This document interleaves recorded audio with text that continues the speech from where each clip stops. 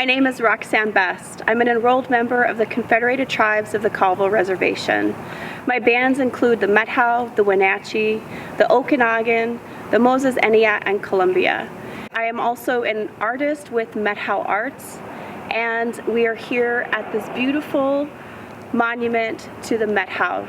This statue is representing a salmon drying rack. The people of the Methow and all the tribes that live along the Columbia, we're also referred to as salmon people, even though our salmon runs are just now starting to come back. But before the dams were put on all the rivers, our people would set up along the river, and salmon was our sustenance. That was how we provided food and nourishment for our families. And one of the ways that we could preserve it to last throughout the winter was by drying it. And this is just one of the examples of an air drying salmon rack.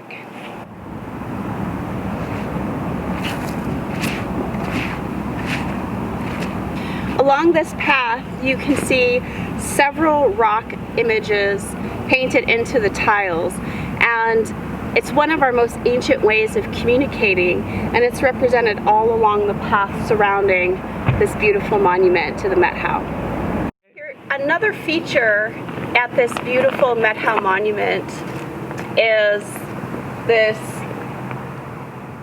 man on a horse, and he has a spear, and he's by the river, which brings to mind the different ways that we might catch fish. Can you think of a few ways besides with the fishing pole that you might catch a fish in the river? Well, an interesting fact is that our people used to, on horseback, spear the salmon out of the river. The artwork in the Memorial to the Methow installation was done by artist Smoker Marchand. Smoker is a member of the Arrow Lakes Band of the Colville Confederated Tribes. He is a self-taught artist whose practice is based on bronze and steel works. Smoker was born in Inchelium, but grew up in Omak with his grandmother.